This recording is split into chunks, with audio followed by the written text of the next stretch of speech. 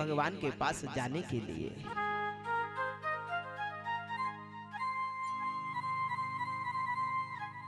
एक नई नवेली गोपी, नई नवेली बहू आई ब्रज में।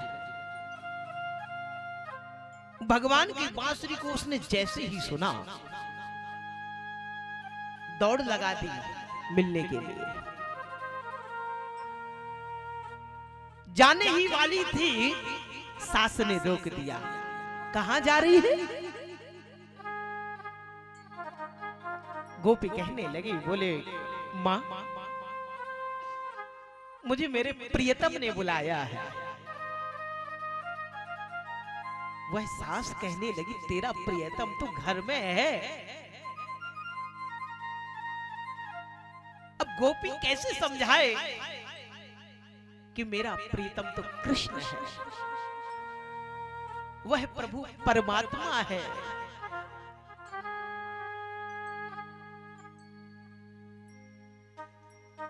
सास ने क्या किया, गोपी को कक्ष में बंद कर दिया।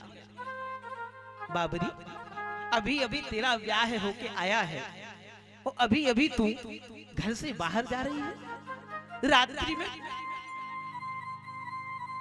गोपी ने विचार किया कि मैं अपने प्रभु के पास कैसे जाऊं। बैठी बैठी चिंतन करने लगी, प्रभु यदि अगर मैं शरीर से नहीं आ सकती हूं तो कोई बात नहीं, मैं शरीर त्याग के तो आपके पास आ सकती हूं।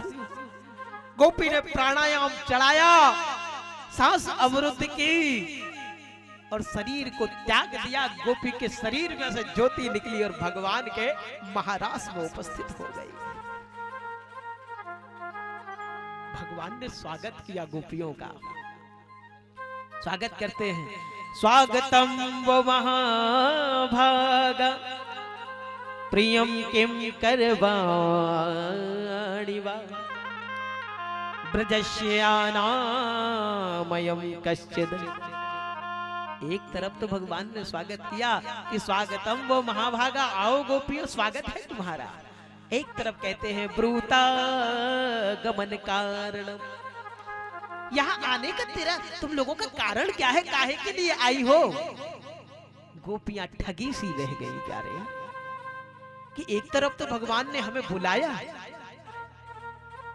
और फिर कारण पूछते हैं। साधारण सी बात है भैया, आपको कोई बुला दे, मान लो हमारा कोई निमंत्रण कर दे कि गुरुजी आना है, हम पहुंच जाएं और फिर वो कहने लगे कैसे आए गुरुजी, गुरुजी को बुरा तो लगेगा।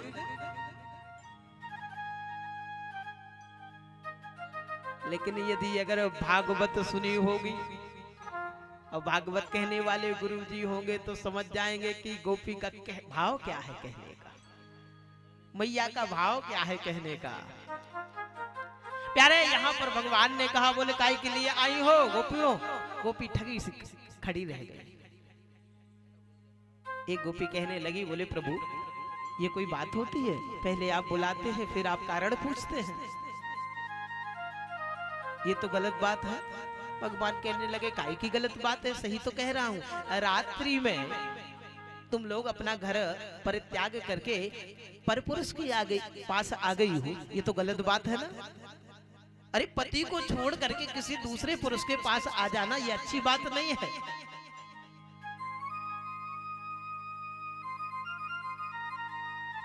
भगवान ने कहा, बोले पता है स्त्री का सबसे बड़ा धर्म है पातिव्रत धर्म का पालन करना, अपने पति की आज्ञा का पालन करना।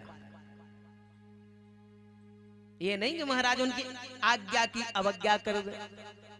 अगर पति ने कहा है कि 10,000 रुपए वाली साड़ी हम 1 हफ्ते बाद लिवा देंगे तो मान लेना, जिद मत करना। पातिव्रत धर्म का पालन करना चाहिए स्त्री को। भगवान ने कहा, बोले देवियों मैं तुम्हें क्या बताऊं, हमने ऐसी ऐसी पातिव्रत धर्म का पालन करने वाली स्त्रियां देखी हैं। गोपियां कहने लगी, बोले ठीक है प्रभु, पहले आप कह लो क्या कहना चाहते हो, आपको मौका दे रही है हम। भगवान कहने लगे, बोले गोपियों पता है, एक पातिव्रत धर्म का पालन करने वाली स्त्री थी और उसके यहाँ सत्यनारायण भगवान की कथा हुई। बहुत से लोग आए, गृह कार्य में थक गई, दोनों दंपत्ति थक गए, इसका पति भी थक गया, ये भी थक गई। तो पति को जब थकान आ गई तो पत्नी की गोद में सिर रख करके सो गया। और पता है देवियों क्या हुआ उसी समय? गोपियों ने कहा क्या? बोले भगवान कहने लगे, बोले उसी समय इनका नन्हा सा एक बालक है 2 वर्ष का, वह खेलते खेलते अभी अभी जो सत्यनारायण भगवान की कथा हुई तो हवन हुआ, तो जो हवन कुंड बना हुआ है उसमें तीव्र गति से अग्नि धधक रही है, ज्वाला धधक रही है, लेकिन 2 वर्ष का वह बालक खेलते खेलते हुए हवन कुंड के पास पहुंच जाता है। गोपियों ने कहा फिर क्या हुआ? तो ये उठी नहीं उसको, उस बालक को पकड़ने के लिए। बोले मैं यही तो बताना चाहता हूँ गोपियों। गोपियों वो उठ इसलिए पा नहीं रही है क्योंकि इसका पति अपना सिर इसकी गोद में रख करके सो रहा है। यदि अगर यह उठती है तो पति की निद्रा भंग हो जाएगी, पातिव्रत धर्म नष्ट होगा। गोपियों ने कहा, तो बोले प्रभु उठी नहीं वो? बोले ना उठी नहीं। तो बोले उस बच्चे का क्या हुआ? अरे बोले सच्ची पातिव्रत धर्म का पालन करने वाली स्त्री थी और वह देवी अपने पति की सेवा करती रही। क्या देखती है कि वह नन्हा सा उसका बालक खेलते खेलते हुए धधकती हुई अग्नि के हवन कुंड में जाकर के गिर जाता है। गोपियों ने कहा, बोले हाय राम कैसी स्त्री है यह? देखते देखते अपने पुत्र की मृत्यु का सारा दृश्य देखती रही, ये उठी नहीं। भगवान ने कहा, बोले और तो सुनो। बोले क्या? बोले जैसे ही इसका पुत्र गिर गया हवन कुंड में तो यह रोने लगी। कष्ट हुआ कि मेरा छोटा सा बेटा धधकती हुई अग्नि के हवन कुंड में गिर गया है। जैसे ही रोई इसके आंखों से आंसू निकले और वह आंसू पति के मुख पर जाकर के गिरे। गरम गरम आंसू जैसे ही पति के मुख पर गिरे, पति की निद्रा खुल गई। दोनों दंपतियों ने जाकर के देखा तो पता है क्या हुआ? बोले क्या हुआ प्रभु? बोले दोनों दंपति जब गए हवन कुंड में की ओर तो क्या देखते हैं कि हवन कुंड की अग्नि फूलों में बदल गई। फूलों के बीच में इसका बालक खेल रहा है। देखा गोपियों, पातिव्रत धर्म करने का परिणाम तुम्हें भी रात्रि में नहीं आना चाहिए। गोपियां कहने लगी, बोले वाह प्रभु, अरे ऐसी 2-4 कथाएं हमें भी आती हैं प्रभु, यदि आप सत्यता सुनना ही चाहते हैं तो सुनिए। प्रभु एक बात बताओ, जैसी आपने एक कथा सुनाई ऐसी मैं भी सुनाती हूँ। भगवान ने कहा सुनाओ, यही तो संवाद है। ऐसा नहीं महाराज कि महाराज में केवल नाचना कूदना होता रहा ना, ज्ञान की परीक्षा हुई। गोपियां कहने लगी, बोले प्रभु जैसे आपने एक पातिव्रत धर्म का पालन करने वाली स्त्री की कथा सुनाई वैसी ही मैं सुनाती हूँ, सुनिए। भगवान ने कहा सुनाओ। बोले प्रभु एक बात बताओ, एक स्त्री पातिव्रत धर्म का पालन करती है, बिना अपने पति की पूजा किए जल भी ग्रहण नहीं करती। बोले अच्छा, इतनी बड़ी पातिव्रत धर्म का पालन करने वाली देवी? हाँ। तो बोले उसको तो वैकुंठ मिलेगा।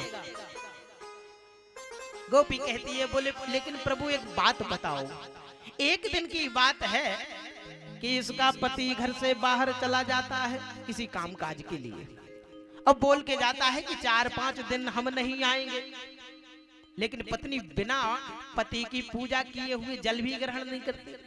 भगवान ने कहा ठीक है, और बोले इसके पति ने इसको एक फोटो दे दी अपनी कि देवी जब तक मैं ना आऊं तब तक तुम इस फोटो की पूजा कर लिया करो और जल ग्रहण कर लिया करो, भोजन ग्रहण कर लिया करो। भगवान ने कहा तो अच्छा तो किया, उसने क्या गलत किया? अब बाहर गया तो अपनी फोटो दे दी। बोले लेकिन एक बात समझ में नहीं आई प्रभु, आगे तो सुनो। एक दिन की बात क्या हुई, 4-5 दिन व्यतीत हो गए, नित्य फोटो की पूजा करती है, और 4 दिन जब व्यतीत हो गए तो इसका पति आ गया। तो प्रभु ये बताओ, उसी समय ये फोटो की पूजा कर रही है और उसी समय दरवाजे पर असली पति खड़ा हुआ है। तो प्रभु एक बात बताओ, फोटो की पूजा करते रहना चाहिए कि जाकर के दरवाजा खोलना चाहिए? किसके पास जाना चाहिए, फोटो के पास कि साक्षात पति के पास? भगवान ने कहा बोले जब साक्षात आ गया है तो फोटो रूपी पति का त्याग करना चाहिए और जो साक्षात पति आ गया है उसका स्वागत करना चाहिए, दरवाजा खोलना चाहिए, अपने साक्षात पति के पास जाना चाहिए। गोपियों ने कहा बोले बस प्रभु मेरे प्रश्न का उत्तर मिल गया। प्रभु ये सांसारिक जो पति हैं ये सब फोटो रूपी पति हैं। आत्मा की बात हो रही है, शरीर नहीं है, आत्मा कह रही है परमात्मा से। बोले प्रभु ये जो संसार के पति हैं ये सब फोटो रूपी पति हैं, और जब मेरे गोविंद साक्षात पति के रूप में मुझे बुला रहे हैं तो प्रभु इन फोटो रूपी पतियों का मैं परित्याग करके आपके पास आ गई। बोले वाके बिहारी लाल जय। भगवान ने कहा गोपियों तुम लोग पास हो गई। अरे मैं तो तुम्हारी परीक्षा लेना चाहता था, हम तुम्हारी परीक्षा ले रहे थे कि तुम परीक्षा में पास हो पाती हो कि नहीं। भगवान ने कहा बोले तुम लोग पास हो गई। जब गोपियां पास हो गई तो भगवान ने क्या किया? महारास केवल भगवान कर सकता है, मनुष्य की ताकत नहीं कि वह रास कर पाए। कुछ लोग कहते हैं ना, चर्चाएं करने ला रहे भैया